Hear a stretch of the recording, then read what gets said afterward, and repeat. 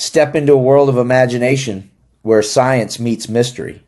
On this channel, Sci-Fi Stories, you'll experience exciting sci-fi stories about futuristic worlds, space adventures, advanced technology, and unexpected twists. Every story is told in a natural human voice, not AI generated, to give you a more real and engaging storytelling experience. If you love immersive sci-fi tales and powerful storytelling, you're in the right place. Let's start the story. I have filed 2,847 field observation reports in my career. I have documented species that eat their own wounded. Species that abandon offspring at the first sign of resource scarcity. Species that will, without hesitation, trade a comrade's life for an extra ration packet and sleep soundly afterward. I considered a thorough chronicler of what living things do when the math stops working in their favor. Then, I watched a human soldier, starving, bleeding through a field dressing she'd rewrapped 4 times because she only had one pull out her last protein bar. Look at it. Look at the juvenile alien refugee child crouched 6 meters away in the rubble, making that sound. That particular frequency of hungry and terrified that apparently exists in every species in the known galaxy, because my chest did something involuntary when I heard it. And, then, she'd the human, she made her decision face. I know it now. I didn't know it then. It looks like nothing. It looks like someone doing math. She held the bar out. The child took 3 full seconds to believe it was real. I sat in my observation post and I did something I have never once done in 2,847 reports. I stopped writing. What I could not understand, not yet, was that I had just watched the opening move of something that would end a war. Not the giving. What came after the giving? This is a 4-part account. I have submitted it under oath. High Command may do with it what they will. Senior Observation Officer Threskel, 3rd Auxiliary, Contested Zone 9. I should explain, first, what I was doing there. Not because it is relevant to the larger account, it isn't, particularly, but because if I don't establish it up front, my commanding officer will spend 3 paragraphs of her response asking, and she has a particular way of typing the phrase, "Please clarify your operational justification," that makes me feel like I'm being dissolved molecule by molecule through the data screen. I was there because Observation Station Keth 4 had a water recycler that had been making a sound, not a bad sound, exactly, more of a sound that, if you had spent 11 years working in field stations, you would recognize as the kind of sound that precedes a significantly worse sound, and I had been the one to notice it, and I had been the one to mention it, and, somehow, in the way that things go in the 3rd Auxiliary, that had become my problem to fix. So I was in Keth 4. Keth 4 was positioned at the edge of the contested transition zone, the stripe of bombed-out urban sprawl that used to be the city of Verithos before governance decided that it was strategically necessary to turn it into a cautionary tale about what happens to cities that exist inconveniently between 2 armies. What was left of it was approximately 40 city blocks of collapsed infrastructure, rerouted sewage, and the kind of silence that isn't actually silence but is instead the absence of everything that used to be there. The humans had a unit somewhere in the southern sectors. We knew that. The Cathral Collective, the opposing force, knew that. Everyone knew that. The humans had been embedded in those ruins for what my logs tell me was 6 weeks and 4 days, which meant they had been surviving in that bombed-out stretch of former city for longer than any tactical projection had suggested was possible, which had become something of an embarrassment to the projections department, who had since stopped making projections about what humans would do and had replaced those projections with a single notation that read, in official translation, results. Unpredictable. See previous. I was not there to observe the humans. I want to be clear about that. I was there to fix a water recycler. The child was not supposed to be there either. That, I think, is the relevant starting point. The evacuation corridors had been open for 11 days. The civilian extraction was supposed to be complete. The northern sectors had been cleared, the southern approach had been declared safe for movement, and the administrative record showed, I want to stress, that the transitional zone was empty of non-combatants. The administrative record was wrong. This is not, in my experience, unusual. The administrative record is often wrong about the transitional zone. The transitional zone has a way of accumulating things that the administrative record has decided no longer exist: unexploded ordnance, compromised structural supports, old comms relays running on backup power, and, apparently, one juvenile Vishari refugee who had gotten separated from an extraction convoy 8 days prior and had been surviving in the rubble with the particular resourcefulness that hungry, frightened children everywhere seemed to manufacture from nothing. I became aware of the child because the child was making noise. Not large noise. Not the kind of noise that activates threat response, nothing with that frequency, nothing with that pitch. Smaller. The kind of noise that you notice when you are alone in a half-destroyed observation station pretending to repair a water recycler, and the silence around you is wrong because something in it is alive. I found the source through the monitoring array. Sector 7C. A collapsed overhang, the kind that used to be an exterior wall before physics intervened. Under it, in the narrow triangle of shadow and debris, something small was pressed against the remaining concrete. Vishari juvenile. Approximately, and I want to stress I am not trained in xenopediatric assessment, approximately 4 to 6 years of age, based on comparative scale data. Mottled gray-green coloration suggesting stress response. Intermittent vocalization at a frequency I can only describe as the sound of something that has stopped expecting things to get better but hasn't yet stopped hoping. I noted it in my log. Timestamped 1447 local. I flagged it for civilian extraction follow-up. I filed the procedural form. And, then, I watched. Because KEF4 had a functioning long-range visual array, and I had fixed the water recycler faster than I'd expected, and the honest answer to why I kept watching is that the sound the child was making was the kind of sound that does something to your chest that you don't invite and can't evict. The human appeared at 1502. I almost missed her. She came in low, moving along the line of collapsed wall that ran the length of Sector 7, and she moved the way I had by then, spent enough time observing humans to recognize as deliberate movement in a hostile area which looks, counterintuitively, like someone who is almost not moving at all.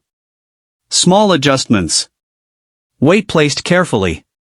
Head in constant micromotion, scanning in a pattern I had spent 2 weeks trying to predict and, eventually given up on, noting only that it appeared irregular and, noting further that the irregularity might itself be the pattern. She was wearing full field kit. The humans had been in that rubble for 6 weeks, and the kit showed it.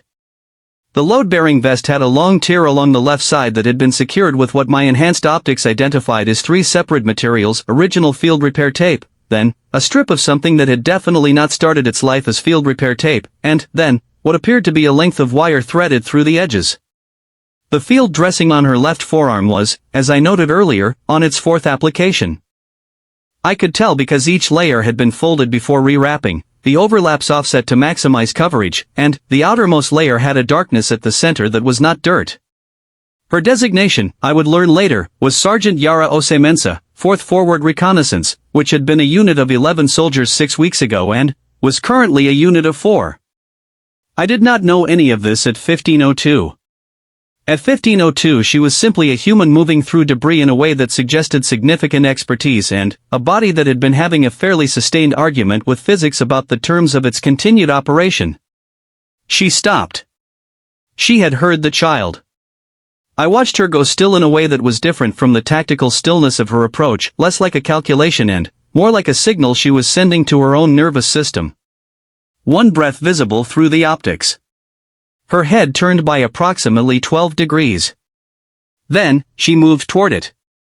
The child saw her before she reached the overhang. I have since consulted with a colleague who specializes in multi-species contact psychology, and she told me, somewhat impatiently, because she had been trying to eat lunch, that the initial presentation of a human to a non-habituated juvenile of most species will produce one of 3 responses: fight, flight, or what she called arrested response, which is the behavioral state in which the nervous system cannot decide between the first 2 and defaults to becoming extremely still while it works it out. The child produced arrested response. All the way still. That particular quality of stillness that is more intense than motion. Pressed against the concrete and not breathing in any way I could detect on the monitoring array. The human, Sergeant Osemensa, though I still didn't know her name, stopped outside the overhang. She did not approach further. She sat down in the rubble, somewhat abruptly, in a way that I initially read as physical system failure before I recalibrated and understood it as intentional. She made herself small. Smaller than she had been standing. She sat cross-legged in the dust and broken concrete and put her hands on her knees, palm up, a gesture whose significance I had logged previously from other human observations as something approximating "I am not holding anything I can hurt you with." She looked at the child. The child looked at her. 37 seconds passed.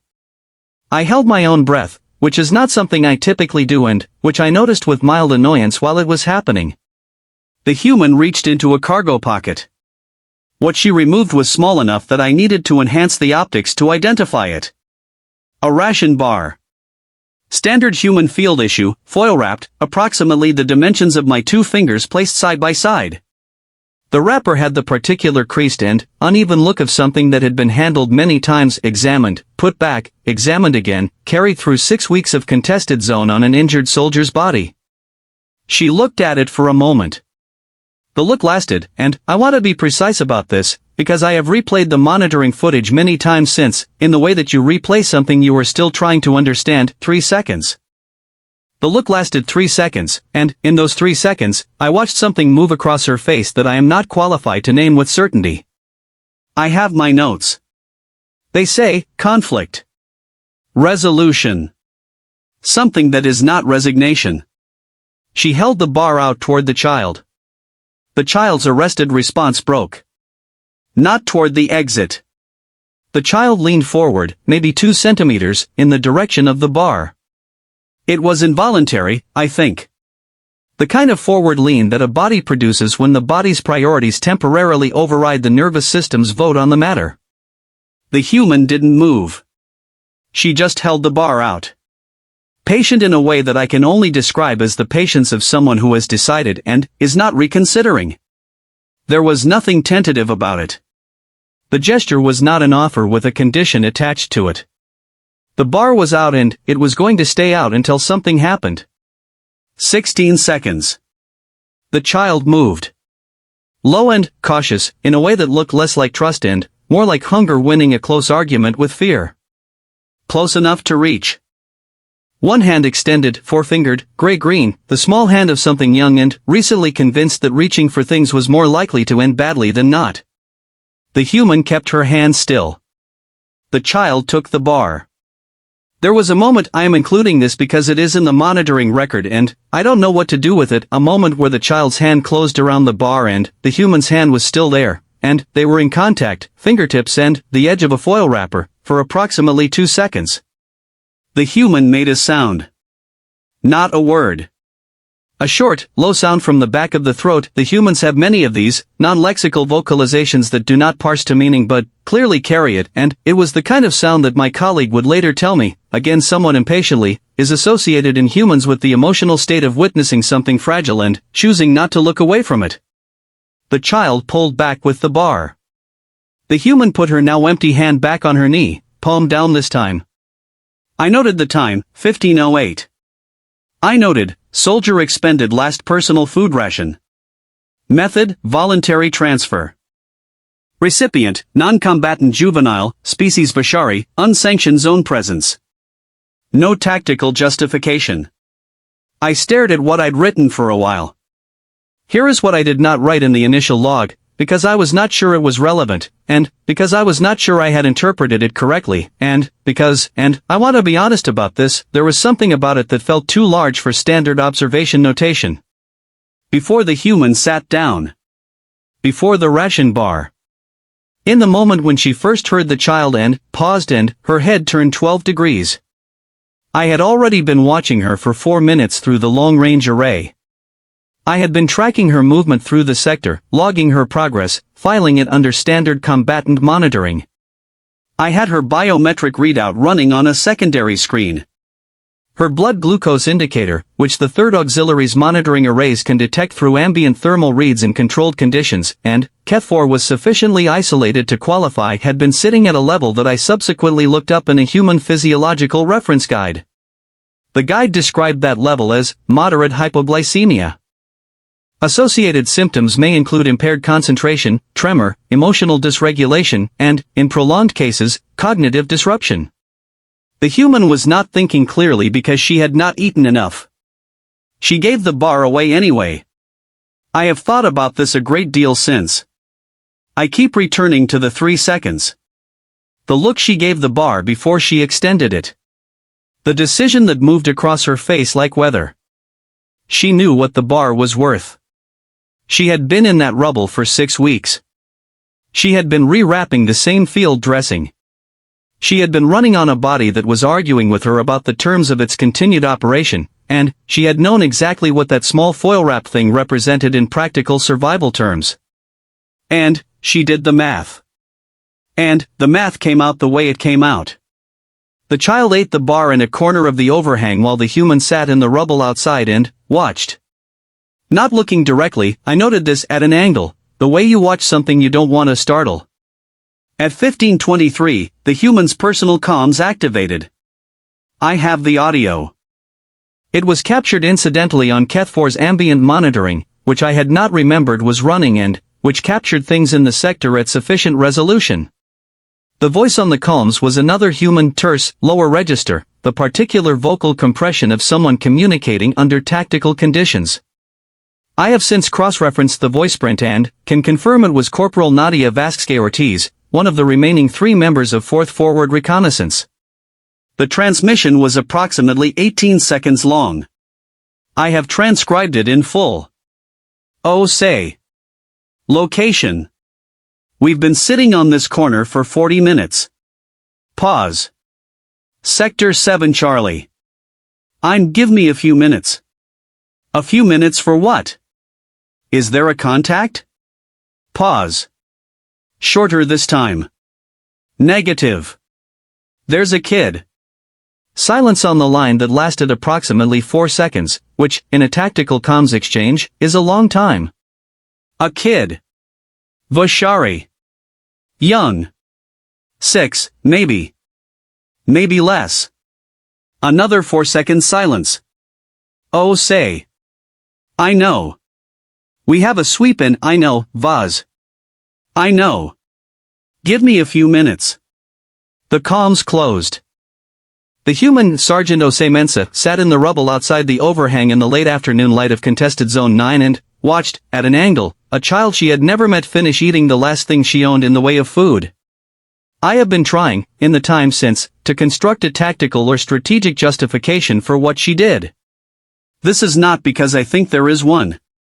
It is because I have now submitted this report 3 times and, each time it has come back with a notation requesting that I provide operational context for the observed behavior, and, I think what my commanding officer means by operational context is a reason that makes sense in terms of resource management and unit effectiveness. I cannot provide that. What I can provide is this: the human gave the bar away in a contested zone while malnourished and, under operational pressure with no possibility of resupply in the immediate window and, with full awareness of what she was doing, because there was a child who was hungry. That is the complete account. There is no subclause. There is no strategic calculus I have found that absorbs this event and produces a rational output. I have consulted the tactical behavior models we use for human combatant prediction, the ones that replaced the projection models after the projection models started producing outputs the projections department was too embarrassed to submit, and those models do not have a category for this. The closest category is designated pack loyalty extension, which describes the documented human behavior of extending resource sharing and protective behaviors beyond the immediate unit to non-unit individuals when specific environmental triggers are present. I have a note next to this category in my personal files, which I wrote approximately 2 weeks into my current posting, that says, range of pack appears to be functionally unlimited under correct conditions. No upper bound identified. Do not attempt to model. I wrote that note as an observation. At 15:08, watching a starving soldier hand a ration bar to a child she'd known for 60 seconds, I started to think it might be a warning. At 15:41, the child fell asleep. Children do this. It's a thing they do when they've eaten and they feel, for whatever reason, instinct, perhaps, or that other thing, the thing that looks like instinct but is actually an evaluation that is faster than conscious thought, safe enough to stop holding their nervous system at emergency levels. The child fell asleep in the corner of the overhang. The human sat outside. At 15:48, her comms activated again. Vasquez Ortiz. Oh say. Sweep starts in 12. Copy. Is the kid still there? Asleep. Another tactical silence. We can't take her with us. I know. If we call it in for extraction, I know, Vaz. I filed an extraction flag 40 minutes ago. It's logged. Okay. Okay. Comms closed. I checked my own secondary screen. The extraction flag had been filed at 15:09. 1 minute after the ration bar changed hands. She had filed it first and sat down second, which meant the decision had been made in the order, get this child out, and then, stay with this child until that happens. This is not, I want to be clear, procedure. The procedure in cases of discovered non-combatant presence in the transitional zone is to file the flag, mark the location on the grid, and continue the operational objective. The procedure does not say, stay. Sergeant Osemensa sat in the rubble outside the overhang and waited for a child she'd known for 60 seconds to wake up, and she waited the way you wait when you have decided that the child is not going to wake up alone. At 16:09, the long-range array picked up movement in Sector 8. K. Thrall. A forward scout unit, 3 individuals, based on thermal signatures, moving in the cautious, methodical pattern I had logged under hostile reconnaissance. They were running a grid sweep. Systematic. Moving toward Sector 7C, toward the overhang. Toward the child. I flagged it immediately in my log. I noted the time. I noted the bearing and estimated intercept. I noted, and I am going to include this in the report regardless of how it reads, that my hands were not entirely steady when I was doing the notating. The human's comms activated before I could finish the log entry. Her own sensors, then. Or she had heard them. I have subsequently spent a considerable amount of time trying to determine which, and I have not been able to resolve it, and I have decided that either possibility is interesting in a way that I am not entirely prepared to sit with. The voice on the comms this time was different. A third human, Corporal Alinta Watsonberg, the 4th surviving member, who I would later identify as the unit's designated field medic. Oh say. Contacts, Sector 8. 3 bogies running a sweep, bearing 265. I see them. They'll cross into 7 in 7 minutes. I know. You need to move. A silence that lasted exactly 1 second. The kid's still asleep. Ose, she'll make noise if I move her without warning her. She doesn't know me, Alinta. She'll make noise and they'll have a vector. Another silence. Watsonberg processing. So what's the play? I'm working on it. Comms closed. I watched Sergeant Osemensa sit in the rubble of Sector 7C with 3 K-Thrall scouts 6 minutes from her position and a sleeping child behind her, and I watched her think. It did not look like panic. I want to record that specifically. The biometric array showed elevated cardiac rate, elevated cortisol indicators, all the physiological signals that I would associate in any species with a high-threat response. The body was doing what bodies do when they understand that the situation is bad. But she sat in the rubble. And she thought. And then, she did something I did not expect, and which took me several minutes after the fact to understand, and which I have since identified as the moment when this account stopped being a log entry about a ration bar and became something else entirely. She reached into a different cargo pocket. She removed a small object, flat, metallic, approximately palm-sized, and set it on the rubble beside her.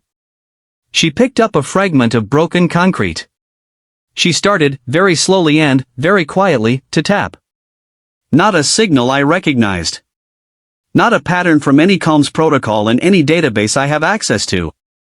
A short sequence, 3 short, 1 long, a pause, 2 short, repeated at an interval I would describe as slightly slower than a resting heartbeat. Rhythmic. Consistent. Not loud. At the edge of audibility even on the enhanced monitoring array, which meant it was operating at the precise threshold between I can hear this and I cannot locate the source of this. The child stirred. Not awake.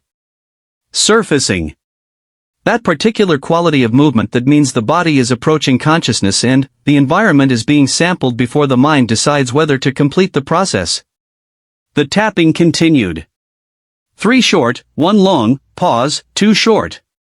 3 short, 1 long, pause, 2 short. The child's eyes opened. The human did not move. Did not turn. Did not look. Kept tapping. The child looked at the human's back. The child looked at the small metallic object on the rubble. The tapping continued.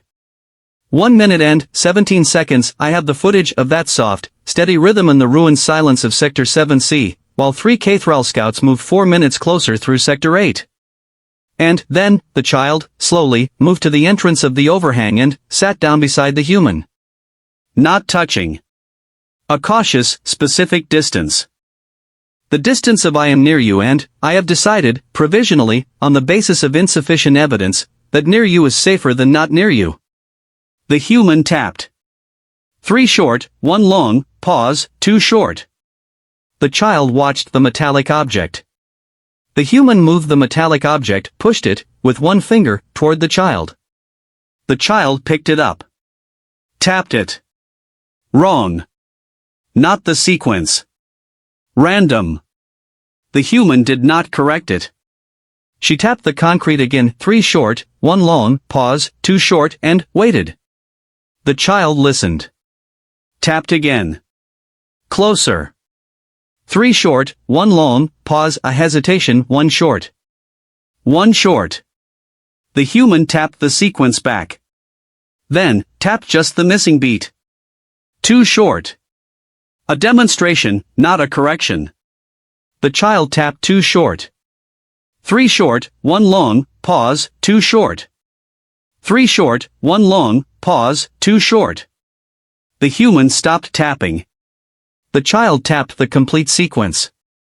The human made the low, non-lexical sound. The one from earlier.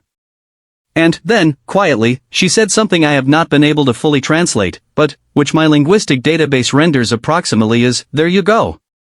The tone is not in the database. The tone is the whole thing. At 1614, 4 minutes and 30 seconds before the Cathral scouts would enter Sector 7, Sergeant Osemensa's comms activated one more time.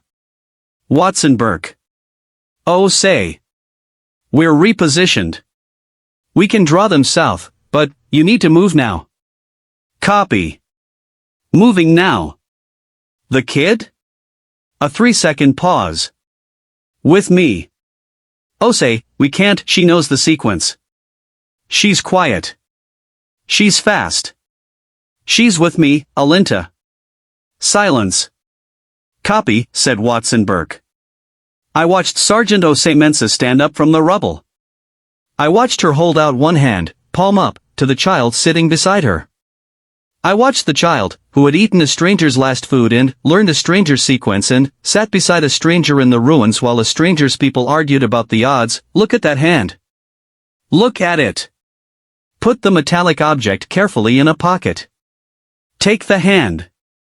I noted the time, 1614 local. I noted, Unit 4FR moving south through Sector 7C. 1 additional. Extraction flag active. Contact threat imminent. I noted, because it was in the record and, I believe in complete records, that my chest was doing the thing again. The involuntary thing that the sound had started at 1447 when I first picked up the child on the array. It was doing it differently now. I have not yet found the right notation for the difference. The Cathral scouts entered Sector 7 at 1619. They found an empty overhang. Debris. Dust. A specific pattern of scuff marks in the dust that I could read from the overhead array and that the scouts apparently could not, which told me which direction a small person and a soldier had gone but, which told the scouts nothing at all. The scouts cleared the sector and moved on. At 1623, I received confirmation from the Extraction Coordination Queue, flag active, Sector 7C, 1 juvenile Bashari, non-combatant. Priority elevated per updated civilian protocols. Team en route, ETA 0340 next operational period. The flag. Filed at 1509. 1 minute after a ration bar changed hands in the rubble of Veritho SS. I finished my water recycler report. I submitted the maintenance log. I ran the standard end-of-shift checks on the HFY systems, which were functioning correctly and were going to continue to function correctly and which did not need me specifically to continue to function correctly. I sat at the monitoring station for a while after. 3 short, 1 long, pause, 2 short. Not a code. Not a signal. A rhythm. A reason to listen instead of run. I have thought, since, about the 3 seconds. The look she gave the bar. The math. I think now that I misread what she was calculating. I thought she was calculating what the bar was worth. I think she was calculating something else. I think she was calculating what she was worth. And, I think I am not a behavioral specialist and, I am not certain, but, I have 2,847 field reports and, a water recycler I fixed faster than I expected and, a long evening in a monitoring station where I had nothing to do but, watch and, I think the math came out the same way it always does, for her. And, I think the answer was, more if I give it away. The coffee at HFY is made from something that is technically coffee in the way that a collapsed building is technically still a building, the raw material is present but, the structural integrity is gone. I mention this because I have now consumed 6 cups of it since the previous part of this account, and I believe it is responsible for the quality of my current thinking, which feels like a data processing unit that has been running at maximum capacity for 72 hours and is making questionable decisions about which processes to keep active. I have also, in those 6 cups, replayed the monitoring footage from Sector 7C 41 times. I want that number in the record. 41. Not because I think it makes me seem thorough, I think it makes me seem like someone who cannot stop watching something they don't fully understand, but, because when I eventually explain what happened in the 6 hours after the previous part of this account ended, I want there to be a clear record of the fact that I was not watching casually. I was watching the way you watch when you are certain something is being said to you and, you cannot yet hear the language. It was approximately 2,200 local when Sergeant Osei Mensah walked back into my monitoring range. She did not come alone. This was already a deviation from any tactical model I had running. 4th Forward Reconnaissance had been operating on a strict contact minimization protocol, the kind of protocol that a 4-person unit survivors of an 11-person unit adopt not from orders but from arithmetic. Every new contact was a new variable. Every new variable was a new way for something to go wrong. The protocol was not written anywhere in their comms traffic. It was written in the way they moved. So when the long-range array picked up her movement signature at 2200, and I reconfigured the array to track, and I identified the 3 secondary signatures behind her, the 3 surviving members of 4th Forward Reconnaissance, together, which was not how they had been operating, I noted this. And, then, I noted that she was leading them somewhere specific. And, then, I noted where. Sector 7C. The overhang. I have been trying to determine what operational reason there might be for returning to a location that had been cleared by hostile scouts, at night, as a full unit rather than a solo operator. I have considered and discarded resupply cache, none registered in the sector, secondary extraction point, none logged, comms relay check, there is no comms relay in Sector 7. I have consulted the tactical movement models. The models have no category for this. They were going back because the child had been there. I don't mean they expected the child to still be there. The extraction flag was active, the window was 0340, and they would know the protocol. The child would be collected, transported, processed through civilian aid, removed from the contested zone. The child would not be in the overhang at 2200. They went back anyway. This is the kind of thing that, when I try to explain it to my commanding officer, produces the notation, please clarify operational justification. And, I cannot clarify it. What I can say is that 4 humans who had been operating in rubble for 6 weeks, thin and tired and running on field rations that one of them was now short of, walked back to an empty space under a broken wall at night, and they did it because something had happened there. I could hear the conversation on the ambient array. I want to note that I did not activate any enhanced surveillance protocols. The ambient array was running on standard passive collection, the kind that does not require authorization, the kind that does not constitute directed monitoring, the kind that my commanding officer will accept as incidental capture without requesting the 8-page justification form. The conversation that the ambient array captured incidentally was as follows. Corporal Watson Burke arrived at the overhang first, pulled ahead by roughly 2 body lengths, and she stopped at the entrance and was quiet for a moment. Then, she ate it here?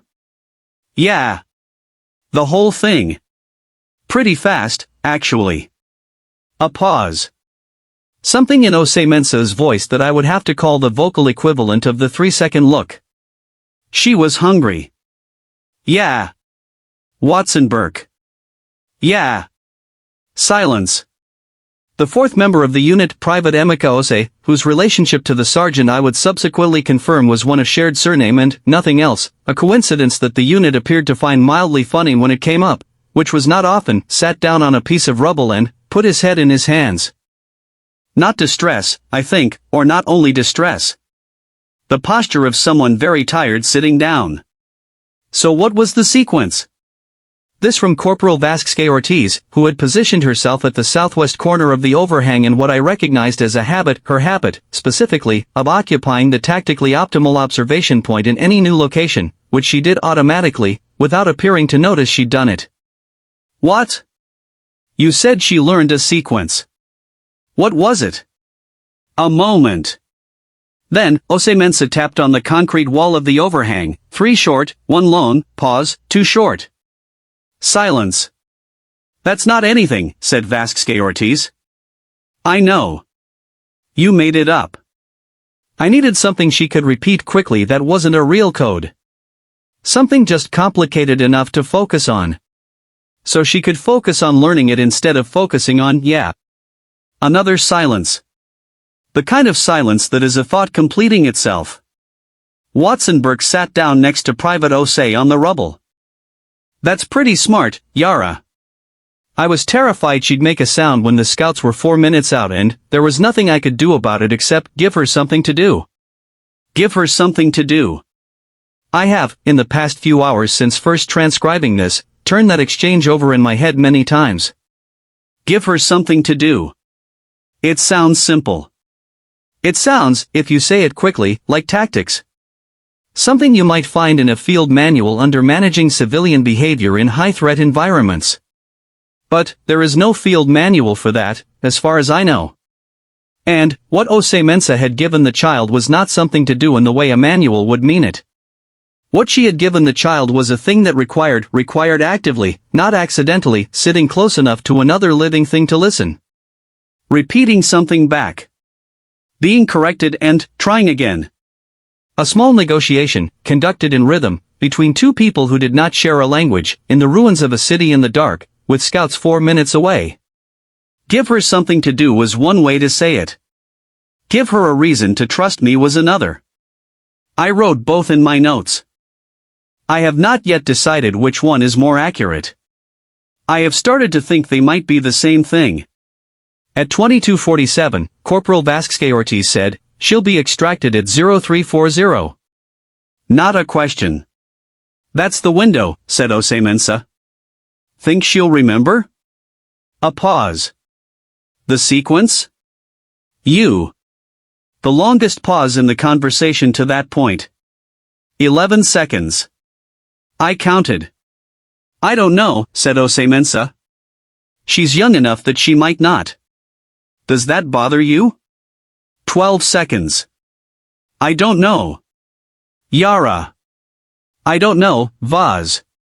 I know she ate. I know she had a few hours where she wasn't alone. I know she got out. A breath. That's enough.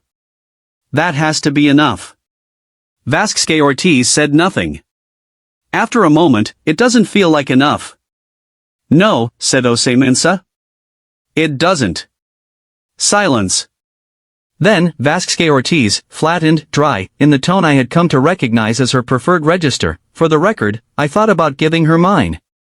What stopped you? You beat me to it. Something that was not quite a laugh from at least two of them. Short, involuntary, the kind of sound that is the body's release valve when the pressure has been at a level that the body doesn't have another option for. I hate this sector, said Private Osei, from under his hands. I hate this whole zone, said Watson Burke. I hate this war, said Vasque Ortiz, with the exact same inflection she might have used to say I hate this coffee, which told me either that she had made peace with it or that she had been saying it long enough that it had worn a groove in her and now came out automatically, which might not be different from making peace with it. Yeah, said Osei Mensah. And that was the end of that conversation. They did not leave. This is the part that I am going to have the most difficulty explaining to my commanding officer, and I have preemptively drafted 3 different versions of the explanation, none of which fully satisfy me. The simplest version is this: the extraction window for the child was 0340. Fourth forward reconnaissance remained in or near Sector 7C from 2200 until 0340. They maintained a watch rotation, I tracked the position changes, and they were alert, and they were armed, and their positioning covered the approaches to the extraction point from 3 of the 4 vectors that a hostile incursion might use. They waited. For a child they'd known for a few hours. In a sector that had already been swept by hostile scouts once. In the middle of a contested zone. Through a night that the weather system was doing something unfriendly to the ambient temperature dropped 12 degrees by 0100 and the monitoring array began picking up a precipitation event that I can only describe as the weather also having opinions about the situation. Watson Burke treated Osei Mensah's arm at approximately 0015. I could see it on the thermal array, the specific positioning of field medical work, the particular stillness of a patient who was trying not to react. The field dressing came off. Something happened that I could not see clearly but that Osei Mensah's biometrics registered as significant physical discomfort. A new dressing went on. The process took 19 minutes. At 0040, the ambient array captured the following brief exchange between Osei Mensah and Private Osei: "You don't have to stay." "I know. Emeka." "I know, Sergeant. I'm staying." A pause. "Why?" A longer pause. "Because you gave away your last bar and then you stayed and now it's my turn to stay." Another pause, this one shorter, more decisive. "That's why. I have read that exchange many times. It's my turn to stay. Not I'm staying because we're a unit or I'm staying because it's tactically sound or I'm staying because the protocol requires it. None of those things were true. It's my turn to stay. As if staying was a practice. As if one human doing a thing created a debt in another human, not debt in the transactional sense, not a ledger to be balanced, but a different kind of debt, the kind that functions more like hunger. You see someone stay. You feel the pull to stay. You stay. I wrote this in my notes and, then, I sat with it for a while because I think it is, possibly, the most important thing in this entire account. I have been trying, for 11 years, to understand the operational logic of human unit cohesion. Why they die for each other at rates that no tactical model predicts. Why they do things that have no survival value and enormous emotional cost with what appears to be a willingness that is not resignation but something closer to relief. Why a 4-person unit that has lost 7 members in 6 weeks, tired and cold and hungry, sits in the ruins of a city in the rain and waits for a child's extraction window. Because you gave away your last bar. And then you stayed. And now it's my turn. They are not a unit. I mean, they are a unit, technically, in the organizational sense, they have designations and ranks and a chain of command. But the operational logic I have been trying to map onto them is wrong. The model I have been using is wrong. They are not a unit that cooperates for strategic advantage. They are 4 people who keep choosing each other. And somewhere in that choosing, somewhere in the space between you stayed and it's my turn to stay, is something that I suspect is the actual engine of all of it. The 6 weeks in the rubble. The re-wrapped field dressing. The ration bar. The something that says, more if I give it away. At 0340, the extraction team arrived. I had been running the monitoring array on maximum sensitivity, so I had 15 seconds of advance warning before the team entered Sector 7, enough time to watch 4th Forward Reconnaissance Titan coalesce, move to ready positions that had the particular quality of "we will see you before you see us" and "we are not the threat but we will be if necessary." The extraction team was 2 individuals from the 3rd Auxiliary Civilian Relief Corps, designation 9CR12, both Kathrani, both experienced, both already looking tired in the way that civilian relief workers in contested zones look tired, which is a specific, practiced, functional tired. Not broken. Operating. They entered Sector 7C. The human unit was visible to them in approximately 4 seconds, emerged from positions that had been invisible to me until the humans chose to emerge from them, which tells me something about the limits of my monitoring array that I have noted for the equipment review. There was a brief exchange, I have the audio, but it was conducted in standard, which both parties spoke, and it was short. Essentially, "Who are you? We're the ones who flagged her. Where is she?" She's a pause in the audio that I can see on the visual record was Ose Mensa looking at the overhang, and then I can see the visual record shows the child emerging from the overhang. Not called. Not prompted. The child had heard them coming before I had detected them on the array, and the child had done the thing that I am still thinking about, had remained hidden until the people she had been with were visible and present in a way that said "we are still here." Then, she came out. The extraction team confirmed her identification, a process that I will not detail, but that took approximately 8 minutes and involved several instruments and a great deal of very quiet talking in at least 2 languages, and then one of them picked her up, which the child permitted after a moment that I recognized as the arrested response starting and then stopping because something about the person had passed whatever test the arrested response was running. The second extraction team member turned to 4th Forward Reconnaissance. "You waited here?" "Ose Mensa, yeah." "6 hours?" "Approximately." The extraction team member looked at her for a moment.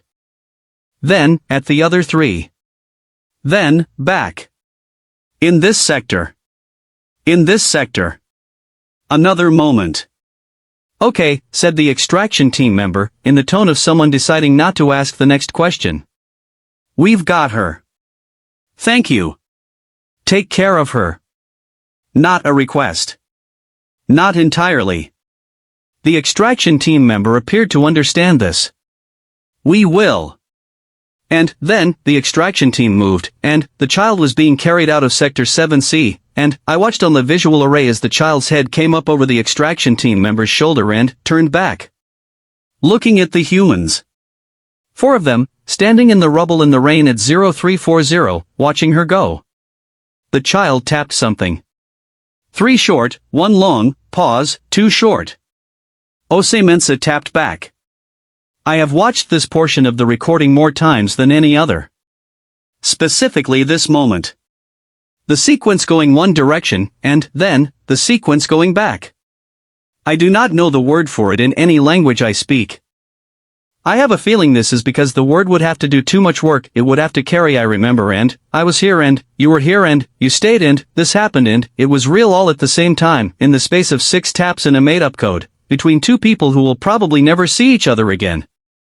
I do not have a word for that. I wrote in my notes, "see if one exists." I have not yet found it.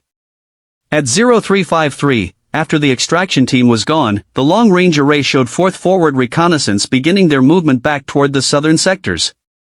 Standard spacing. Standard pattern.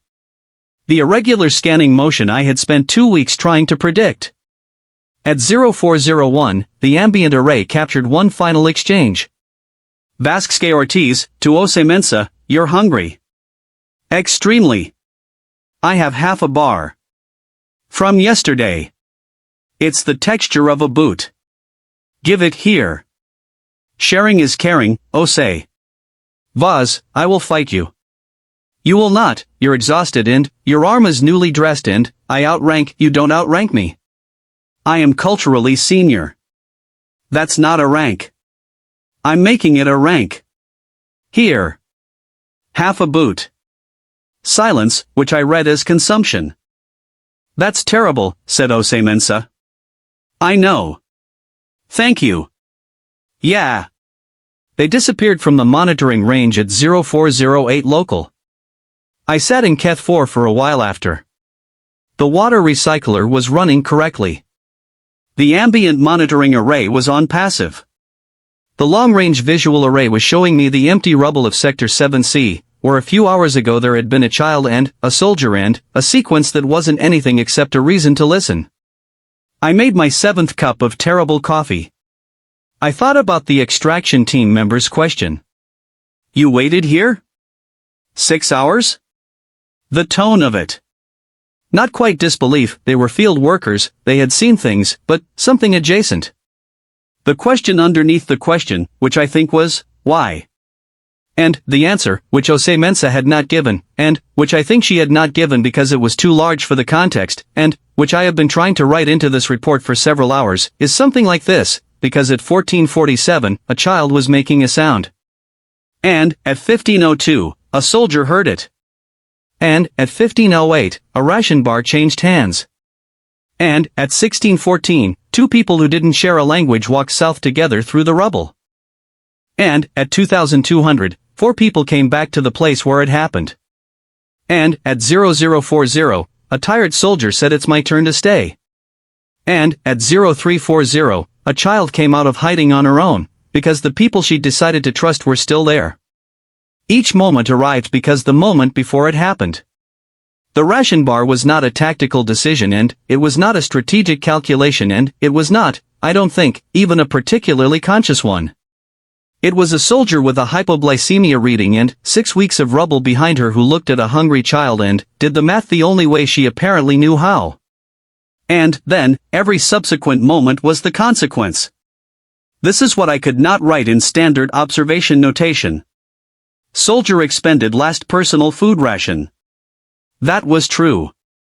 But, the complete account, the thing I have been trying to get into this report since 1508, is that the ration bar was the first sentence of something. I don't know yet what it's the first sentence of.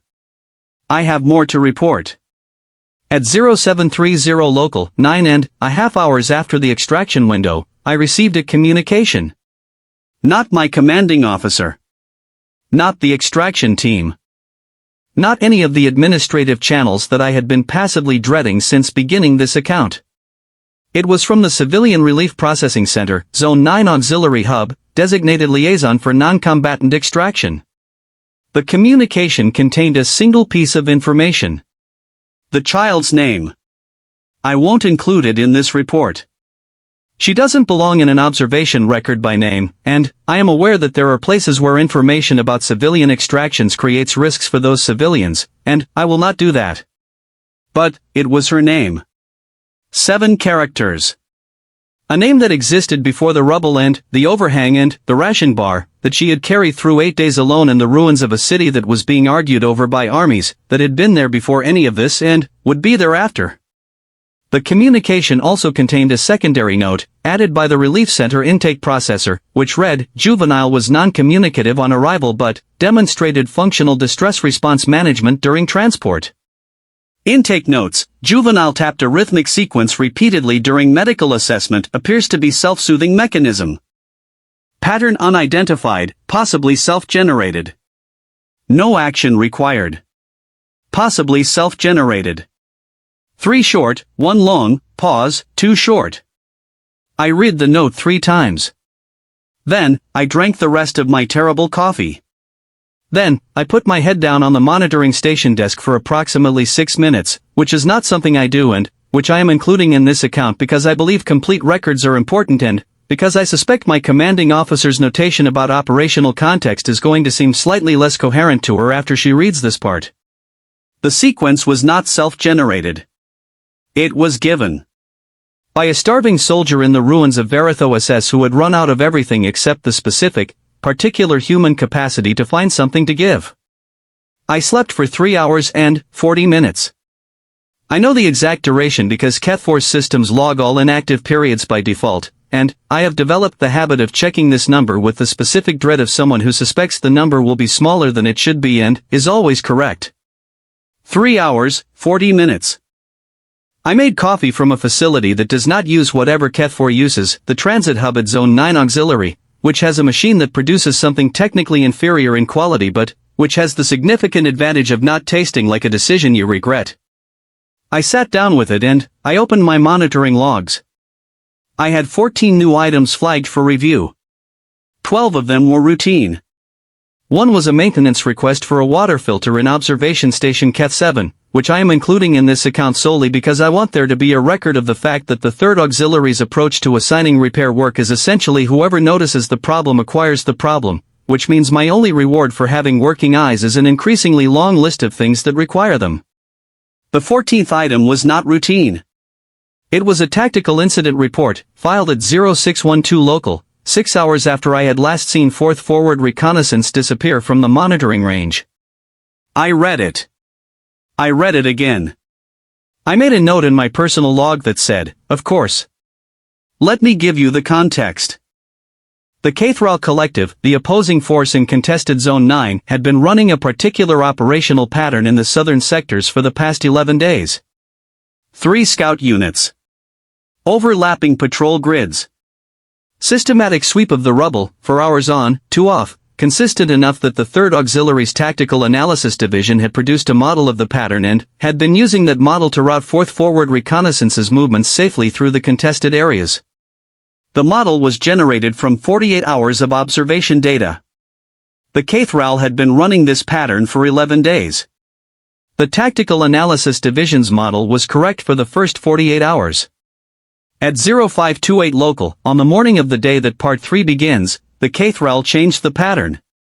Not completely.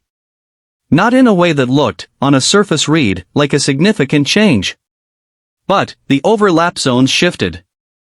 2 patrol grids rotated by approximately 40 degrees each. The 4-hour/2 hour cycle compressed to 3-hour/90 minute. Small adjustments. The kind of small adjustments that a Tactical Analysis Division monitoring from a safe distance might not immediately flag as significant. The kind of small adjustments that would close exactly one corridor. One specific corridor. The southern approach through sectors 11 and 12, which was the corridor that the 3rd Auxiliary's tactical routing had been using to move 4th Forward Reconnaissance safely to and from their operational area for the past 3 weeks. The corridor was closed. 4th Forward Reconnaissance did not know it yet. They had left Sector 7C at 0408. They were moving south on the standard route. By the time the Tactical Analysis Division flagged the pattern change and elevated it to an incident report, the unit had been moving for 2 hours. They were 90 minutes from the closure. I want to be very precise about the next sequence of events, because I have reviewed the logs multiple times and there is a part of the sequence that I cannot fully explain and that I am going to include in this report exactly as it appears in the monitoring record, without interpretation, because I think interpretation would reduce it to something smaller than it is. At 0631, 19 minutes after the incident report was filed, the 3rd Auxiliary Comms Center attempted to reach 4th Forward Reconnaissance on their designated channel. No response. They attempted a secondary channel. No response. At 0637, the Comms Center attempted to reach any asset in the southern sectors that had line of sight to the unit's projected position. No line of sight assets available. The Tactical Analysis Division elevated the incident to Priority 2. Not Priority 1, the designation requires confirmed contact, but Priority 2, which means we believe there is a problem and we cannot currently fix it. At 0641, I was reviewing my monitoring logs over Transit Hub Coffee and I reached item 14 and I read it and I read it again and I wrote of course in my notes and I did something that I want to be honest about. I sat there for approximately 45 seconds doing nothing. Not because I didn't know what to do. Because knowing what to do and doing it are two different things when the thing you have to do has a specific weight, and the weight of it was sitting on my chest while I stared at the incident report. Then, I did it. I pulled KEF-4's long-range array onto my Transit Hub secondary screen. KEF-4 is positioned at the northern edge of the contested zone. Its array doesn't reach the southern sectors at full resolution. But, it reaches them. I started scanning.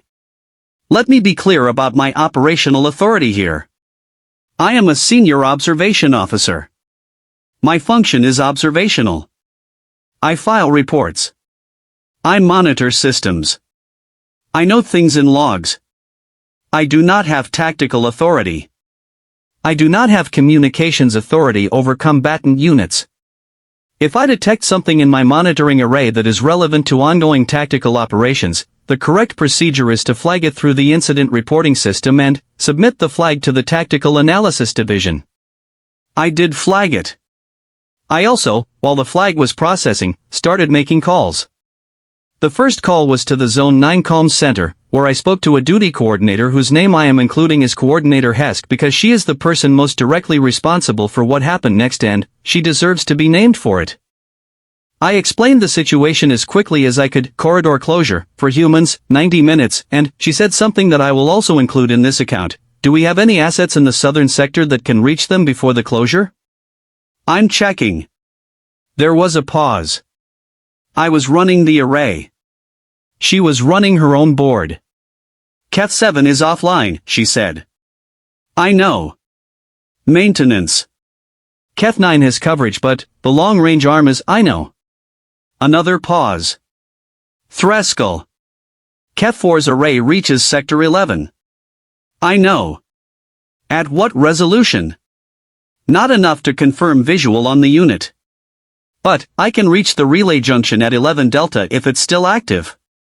Check. I checked. The relay junction at Sector 11 Delta was a piece of equipment that had been scheduled for decommissioning 14 weeks ago and had not been decommissioned because nobody had been able to get to Sector 11 to physically remove it, because Sector 11 was in the middle of the contested zone, and the contested zone is not a place you go to do routine equipment decommissioning. The junction was running on its tertiary power cell. Its battery indicator, the last time it had been logged, had read 17%. I pinged it. It responded. 11%. It's alive, I told Coordinator Hesk. Can you bounce a signal through it to the unit's channel? The bounce will degrade the signal. If they're receiving on standard gain, will it work? The honest answer was, maybe. Probably. If the junction didn't drop out. If their equipment was functioning. If the degraded signal was enough. 3 conditional clauses each carrying enough weight to collapse the whole structure. Yes, I said. Here is what I need to tell you about what happened next. I pushed the bounce signal through the relay junction at 0649. The signal reached the unit's channel. Ose Mensa's comms received it. She responded. Her voice was compressed by the degraded bounce, fragmented at the edges, but she responded. This is 4th forward. Go. This is Threskel, 3rd auxiliary observation, Keth 4, Keth 4? You're the station at the north edge. Yes. I have a priority message. The southern corridor is closed. Sector 11 and 12, Cathral pattern change as of 0528. Your current route takes you into the closure. You have approximately, I checked the time and the projected position. 70 minutes before intercept. Silence. Not a long silence. 5 seconds, maybe. The silence of someone doing math. What's the new corridor? There isn't one. Not on the current tactical routing. Division is working, what are our options? I had been looking at this. I had been looking at it since I read the incident report. I had the maps and the patrol projections and the Keth 4 array data and I had been running options since 0641 while I was making the calls. There are 2 options. One is to hold in place and wait for the corridor situation to resolve, which the division is working on but has no timeline for. The other is, I checked my notes. Sector 9 Bravo has a gap in the patrol overlap. It's not a corridor. It's a window. Approximately 40 minutes, starting now, before the overlap closes. If you can get to 9 Bravo in time, you can pass through. 9 Bravo is 2 sectors east of our current position. Yes. Another silence. Longer. I want to record what was in this silence because I was tracking the unit on the monitoring array at maximum resolution while it was happening and I can tell you what I saw. 4 people in the rubble of the southern transition zone. One of them Osemensa, on the biometric trace, with elevated cardiac indicators and the particular stillness that I had been learning, over 41 replays and several cups of terrible coffee, to read as decision. The other 3 were watching her. Not anxiously. Not impatiently. In the specific, focused way of people who have decided to watch someone make a decision and, then, do whatever the decision says. 9 Bravo, said Osemensa. Yes. We can make it in 40 minutes. The window closes in 40 minutes and some change. We can make it. I looked at the distance. I looked at the terrain data. I looked at the biometric indicators I had been running for the past 18 hours, the arm, the glucose, the accumulated physiological fatigue markers. Sergeant, we can make it, Threskel.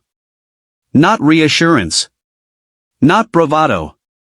The flat, informational tone of someone who has assessed the math and is reporting the result. Copy, I said. I'll track you through the array. If the window starts closing early, I'll warn you. How long does the relay stay active? I checked, 9%. Long enough, I said. They moved. I have spent time, in the writing of these reports, trying to find language that conveys what it looks like on a long-range monitoring array when 4 humans move fast through rubble terrain under time pressure. I have not found it. The monitoring array produces position data and biometric traces and thermal signatures. It does not produce the thing that those data points represent, which is 4 people in sustained sprint across broken ground with everything they're carrying and everything they've been through, going to make it.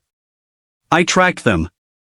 I also tracked the Cathral patrol units closing the overlap in Sector 9 Bravo. The math was very tight. At 0701, I noted, unit on track. Window still open. 18 minutes. At 0708, unit on track. Window narrowing. Cathral Unit 3 has deviated from projected path. Recalculating. At 0709, deviated unit returning to pattern. False alarm. At 0712, window now 13 minutes. Unit needs to sustain current pace. At 0714, the relay junction's battery dropped to 5% and the signal degraded further and I lost clean communications with Osemensa. I still had the array. At 0718, unit visible at edge of Sector 9 Bravo approach. Window open. 8 minutes. At 0722, unit in Sector 9 Bravo. Window closing. 4 minutes. At 0724, the relay junction dropped to 2% and I sent a message that I was not certain was received. You're through. Window closing behind you. Continue south.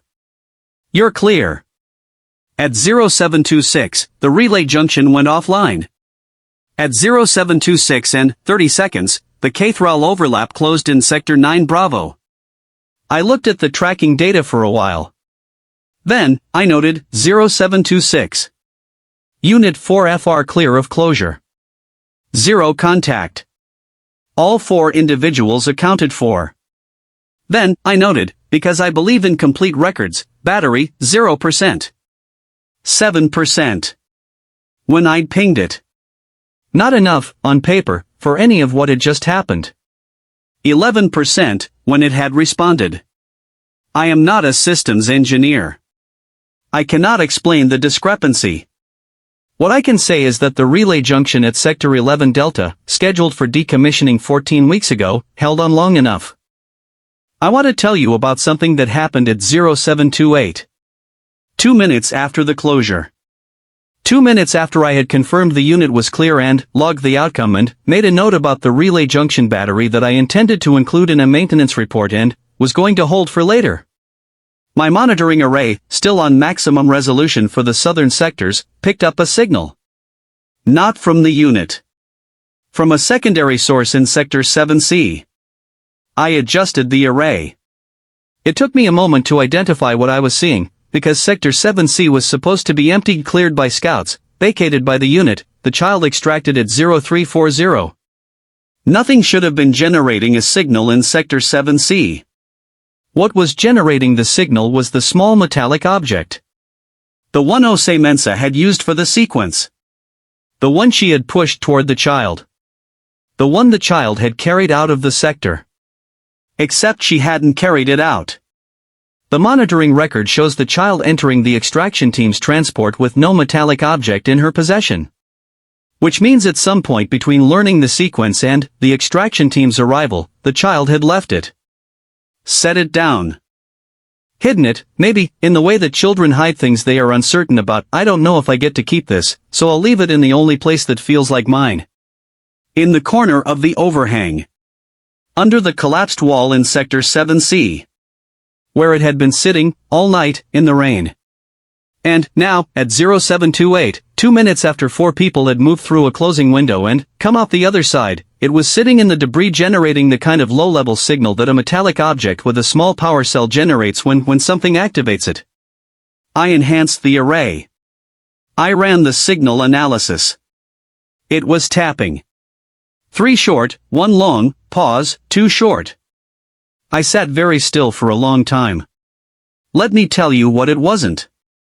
It wasn't the child. The child was in the Relief Processing Center, in civilian aid, safe. It wasn't a signal from the unit, they were 2 sectors south and the object was not comms equipment. It wasn't a Cathral probe or a third auxiliary asset or any piece of equipment I had a record for. It was a small metallic object. A personal item. Something a soldier carries in a cargo pocket and takes out when she needs something to give a child a reason to listen. I ran the signal analysis 3 more times. 3 short, 1 long, pause, 2 short.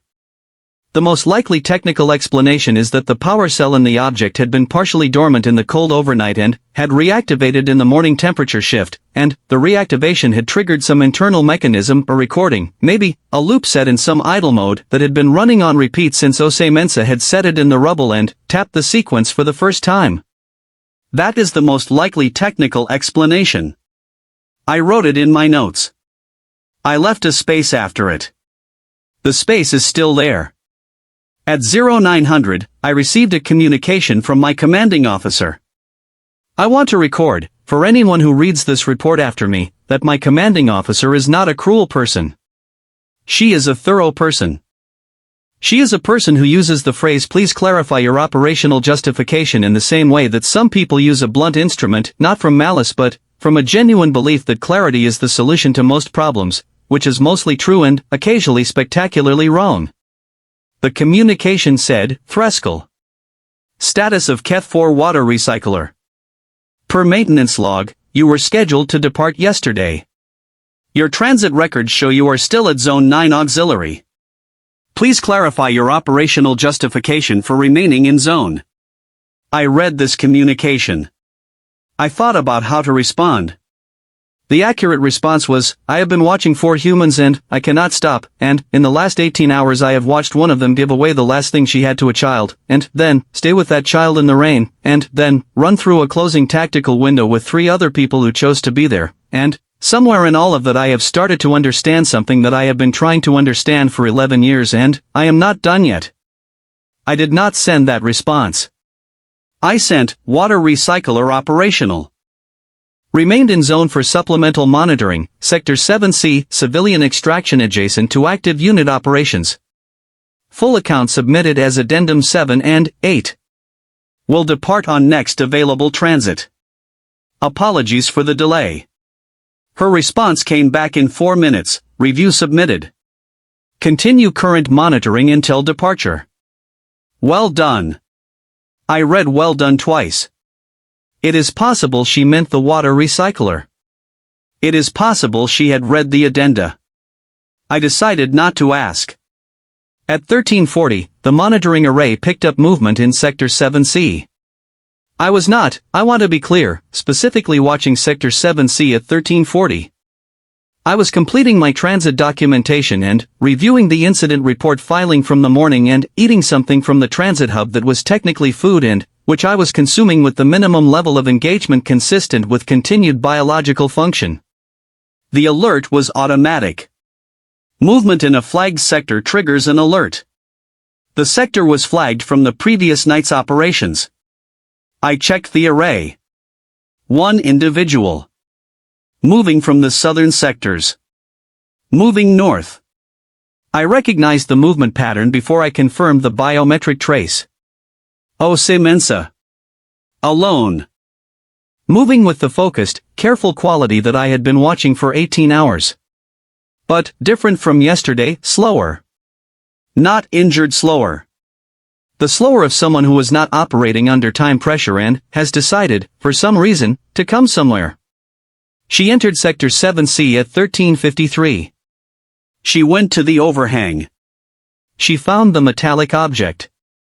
I watched her pick it up. Turn it over.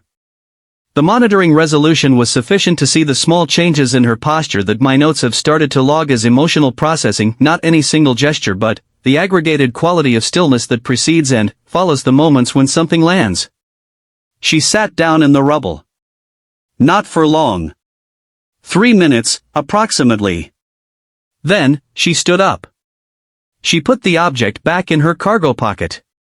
She looked at the overhang, at the corner where the child had been, at the entrance, at the scuff marks in the dust. At 13:56, her comms activated. Vasque Ortiz. Oh say. Where are you? Not a question. The inflection of someone who knows where but is asking anyway. Sector 7. Yeah. A pause. I found it. Yeah. Another pause. She left it on purpose. Probably. Kids do that. Not explaining, stating. Like she'd thought about this. Leave something so there's something to come back to. Even if you never come back. Silence. That's, yeah. Vaz. Yeah. Tell Emeka I'll be back in 20. He already knows. Of course he does. Comms closed. Sergeant Osemensa stood in the rubble of Sector 7C, in what was left of a city, with a small metallic object in her cargo pocket that a child had left for someone to find. She started walking south. I am going to tell you something that is not in any official report. I am going to tell you because this account was submitted under oath and I believe that an account submitted under oath should be complete, and completeness requires the parts that don't fit in standard observation notation. When I first read the tactical incident report at 0641, when I first understood that the corridor was closed and the unit was moving toward it, there was 45 seconds before I started making calls. I told you that. I told you I sat there. What I sat with was this. The previous night, in the monitoring footage I had replayed 41 times, there is a moment, a small moment, 17 seconds, that I keep returning to in the way you return to something that has changed the texture of everything around it. It is at 2351 local. Middle of the night. The unit is holding in the sector, rain coming down, watch rotation active. Osemensa is not on watch. Watson Burke is posted, Vasque Ortiz is sleeping, Private Ose is doing that thing with his head in his hands. Osemensa is sitting with her back against the wall of the overhang. She has the metallic object. She is not tapping a signal. She is turning it over in her hands, slowly, the way you handle something that has been somewhere significant. And, at 23:51, for 17 seconds, she is perfectly still. Not sleeping. Not scanning. Not doing anything that the tactical behavior models would have a category for. She is sitting with it. That's all. And, I watched those 17 seconds and, I thought about the ration bar at 15:08 and, the sequence at 16:14 and, the child falling asleep and, it's my turn to stay and, the relief center intake note saying possibly self-generated and, the relay junction holding on 7% and, the window that closed behind them at 0726, and, I thought about what it means that a soldier in contested rubble, exhausted and hungry, with scouts having swept her sector and a corridor closing ahead of her, would spend 17 seconds perfectly still with a small metallic object in her hands. She was thinking about the child. Not strategically. Not tactically.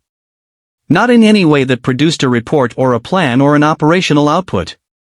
She was thinking about the child because the child had been there, and was now somewhere safer, and the journey from one of those places to the other had run directly through this moment, the soldier, this sequence that wasn't anything except a reason to listen. And, I think I have thought about this since, and, I have not stopped, that those 17 seconds were the truest thing I observed in the entire 18-hour account. Not the sprint through Sector 9 Bravo. Not the sequence tapped back across the rubble. Not even the ration bar itself. 17 seconds of sitting with something.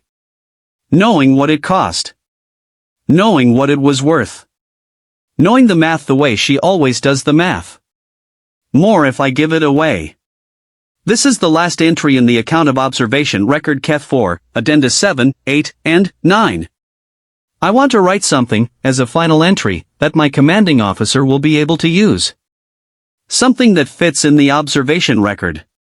Something that has an operational context and a tactical justification and that synthesizes the 18 hours into a form that the 3rd Auxiliary's Behavioral Analysis Division can process.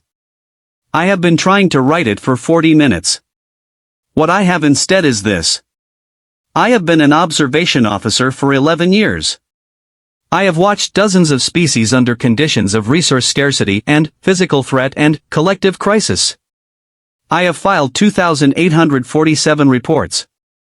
I have documented species that abandon their wounded, species that cannibalize their own dead, species that will, under sufficient pressure, do things that are efficient in the way that a catastrophe is effective at achieving outcomes, at terrible cost.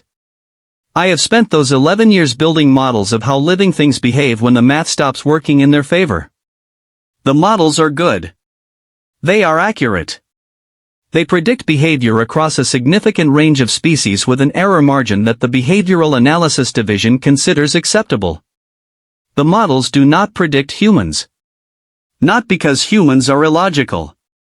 That is the wrong frame. Humans are not illogical. The logic is present. The math is happening.